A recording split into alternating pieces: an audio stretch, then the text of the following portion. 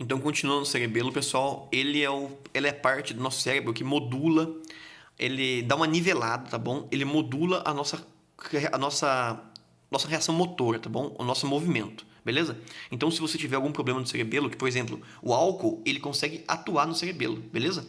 Então, aquele caminhar de bêbado, ele é quando o álcool influencia no cerebelo e ele acaba causando aquele. Então o cerebelo acaba modulando menos o movimento. Então a pessoa acaba tendo aquele caminhar de bêbado, aquela marcha atáxica, aquele jeito de andar peculiar que o bêbado tem, tá bom? Então ele é o responsável por refinar o nosso movimento e mandar você fazer uma coisa mais fina, um movimento mais fino, tá bom? Então pessoas que têm deficiência no cerebelo não conseguem pegar numa caneta, porque ele não consegue ter esse movimento fino, tá bom? Ele tem um movimento mais brusco. Se ele quiser pegar numa caneta, por exemplo, uma pessoa que tem problema no cerebelo, ela tem que pensar como? Tem que pensar que o cérebro dela pensa que ela vai ter que vir com a mão aberta, aí depois fechar a mão assim, pegar assim, da maneira difícil. Ele perde aquele movimento fino que permite que você faça isso aqui e escreva com a mão, tá bom? Então, pessoal, o cerebelo é quem... Então a informação motora sai lá do telencéfalo, tá bom? Do córtex, e depois ela passa pelo cerebelo para ser modulado, para fazer a coordenação motora fina, para a gente conseguir ter essa coordenação motora fina, tá bom? Esse movimento fino do corpo, beleza? Então esse movimento de pegar a caneta é um dos movimentos mais difíceis do corpo. Por quê? Tem que ter coordenação motora fina. A coordenação motora bruta é que nem você segurar que nem macaco, por exemplo, que segura assim com a mão fechada, tá bom? Não consegue ter aquele movimento fino, beleza? Então o nosso cerebelo que é responsável por isso, beleza, pessoal? Pessoal, outra parte do nosso cérebro são os ventrículos, pessoal, tá bom? Então os ventrículos, eles são câmaras do nosso cérebro, que são espaços vazios. Espaço vazio não, mas são espaços, tá bom? Que são preenchidos por líquido, beleza? E quem que é o líquido? O famoso líquido céfalo-raquidiano, tá bom? Então nós temos os ventrículos laterais, tá bom? Que são os dois ventrículos que tem nos dois hemisférios do cérebro. E tem o terceiro ventrículo, pessoal. O terceiro ventrículo, ela fica nessa parte central aqui, tá bom? Então nós temos os ventrículos laterais e nós temos o forame interventricular, que é entre os dois ventrículos laterais, tá bom? E daí nós caímos no terceiro ventrículo. O terceiro ventrículo é onde está o diencéfalo, tá bom? O tálamo, hipotálamo, epitálamo e por aí vai, tá bom? E nós temos também o quarto ventrículo, que fica aqui no tronco, tá bom? Fica bem na frente do nosso cerebelo, beleza, pessoal? Então, por que é importante o ventrículo? Porque o ventrículo, pessoal, ele tem o plexo coroide, tá bom? O plexo coroide é uma camada de células que envolve o ventrículo pro lado de dentro, que ele é muito vascularizado. E ele produz o nosso líquido céfalo-raquidiano, tá bom? Então, o nome desses aquedutos é... o sistema de aqueduto, pessoal, ele consegue passar o líquido de um ventrículo para o outro, tá bom? Então o líquido é produzido nos ventrículos, ele fica circulando no nosso cérebro. Ele circula por dentro, o líquido céfalo-raquidiano, e vem para a medula espinhal através desse canal central aqui também, tá bom? E também ele fica em volta do nosso cérebro nas nossas meninges, tá bom? Entre as meninges. Beleza, pessoal?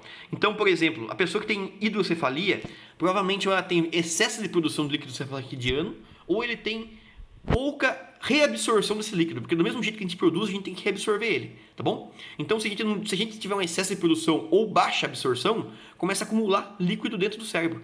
Aí o cérebro começa a crescer de dentro para fora e pressiona, encosta na caixa craniana e ela começa a pressionar o córtex na calota craniana, tá bom? Então pode levar a problemas neurológicos, tá bom? Então criança que nasce com hidrocefalia, ela tem grande chance de ter problemas neurológicos. Por quê? Por causa que a pressão intracraniana é muito alta. Esses ventrículos vão produzindo muito líquido, o líquido vai pressionando o cérebro na calota craniana e a calota craniana vai crescendo, porque por causa das junturas que não são bem formadas, ainda as moleiras do bebê, elas são móveis, a calota craniana vai crescendo de maneira descomunal, tá bom? E daí tem a hidrocefalia, que é aquela cabeçona, aquele crânio grandão, avantajado, tá bom? Então por quê? Por causa de acúmulo de líquido cefalorraquidiano, tá bom? Então esse acúmulo pode ser por má absorção ou por excesso de produção, tá bom? Então aqui a gente vê que o líquido cefalorraquidiano ele é produzido no ventrículo, tá bom? E ele é mandado para fora, para a parte externa do cérebro, para passar por dentro das meninges, entre as meninges, tá bom? Ele circula com esse movimento aqui e ele desce pelas meninges por todo o nosso sistema de medula espinhal, tá bom? E volta de novo. Devido ao nosso líquido cefalorraquidiano fazer todo esse movimento, esse caminho bem definido no nosso cérebro, a gente consegue coletar eles através da punção lombar, tá bom? Da punção lombar, então a gente enfia a agulha, a gente passa a dura mater, a gente sente a primeira fibra sendo ultrapassada e a gente para lá com a agulha e coleta o líquido dali, tá bom? Então a gente não atravessa a aracnoide e nem a pia mater. A gente só atravessa a mais externa, que é a dura mater, tá bom? Então tem dois modos de você coletar esse líquido cefalorraquidiano, tá bom? Através da punção lombar. Então o líquido é produzido e ele circula no nosso sistema nervoso central inteiro, tá bom? Pode ver que em volta dele tem líquido. Então esse líquido ele ajuda a absorver o impacto também. Então com o movimento rápido do caixa craniana, esse líquido absorve parte desse impacto, beleza? Então o cérebro ele consegue sofrer menos com os impactos, beleza, pessoal? E seguindo na parte final da nossa aula, nós temos a medula espinhal, pessoal. A medula espinhal, então, ela tem o canal central e ela é diferente um pouco. Por quê? Porque a substância cinzenta, pessoal, ela é na parte interna da nossa medula espinhal. E a substância branca, que são as fibras, fica na parte externa. Enquanto no nosso cérebro a substância cinzenta é externa, na medula espinhal a substância cinzenta é interna. Então, o corpo do neurônio, ele fica nessa substância cinzenta. E as fibras do neurônio, que são os axônios, ficam nessa substância branca da medula espinhal, tá bom? E ela desce até a continuidade final da coluna vertebral, tá bom? Então, até a L2, pessoal, L3, nós temos, mais ou menos na L2 e L3, nós temos o cone da medula, tá bom? Que é onde termina a medula. Daí, quando termina a medula aí, pessoal, sai a famosa cauda equina, que são os nervos que faltam para comandar a parte inferior do nosso corpo. Pode ver que tem um resto aqui de medula, de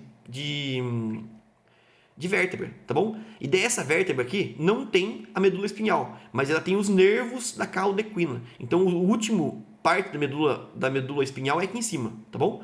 Então, o resto que sai daqui são nervos que saem da medula espinhal e continuam formando a cauda equina, tá bom? Então, aqui, essa parte final aqui é aproximadamente na L2 e na L3, tá bom? E a cauda equina, ela sai... Por que cauda equina? Porque ela parece literalmente uma crina de cavalo, com os nervos saindo, tá bom? É nessa região aqui, que a gente faz a coleta do líquido cefalorraquidiano, tá bom? Por quê? Para não correr o risco de você atravessar e perfurar e lesar a medula espinhal, tudo bem? Então ela traz... Então o nosso cérebro modula a informação, então sensitivo. Você sente alguma coisa, o teu sistema nervoso periférico manda para a tua medula. A tua medula espinhal manda para o cérebro, para a parte sensitiva. A parte sensitiva manda para as partes de associação. Essa parte de associação modula a informação e manda para a parte motora. Aí a parte motora, ela dá o comando. Dali ela passa para o cerebelo. O cerebelo modula essa coordenação motora fina e manda de volta para a medula espinhal. Aí na medula espinhal... Chega na medula espinhal, a informação sai e volta para o membro e você faz o movimento que você deseja, tudo bem? Então a medula espinhal, pessoal, ela é mais simples do que o encéfalo, tá bom?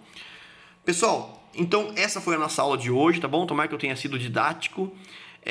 Qualquer dúvida, eu estou aqui até terminar o horário da aula, tudo bem?